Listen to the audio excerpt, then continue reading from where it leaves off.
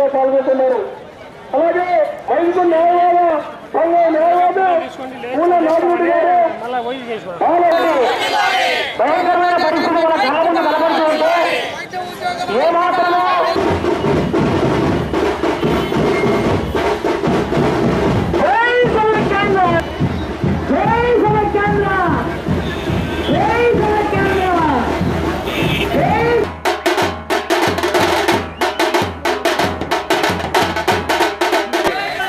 డాక్టర్లందరూ జై సమైక్య నినాదాలతో మారుమోగిస్తున్నారు.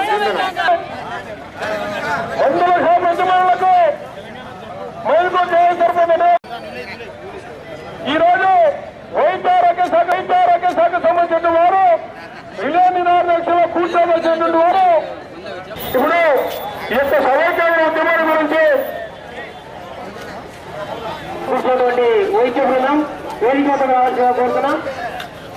నిరాహారీకులు జేఏసీ నాయకులు ఉపాధ్యాయులు జేపీ శ్రీనివాస గారు న్యాయవాదులు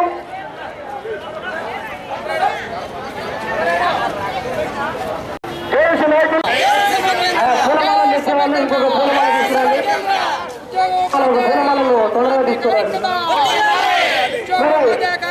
ఇంకోటి భయంకరమైన పరిస్థితుల కాలంలో కనబడుతూ ఉంటే ఏమాత్రమో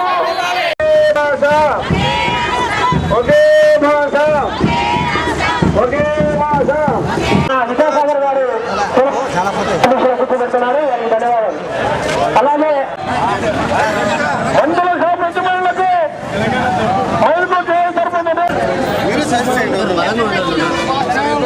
ఈరోజు నిరాహార దీక్షలో కూర్చున్నటువంటి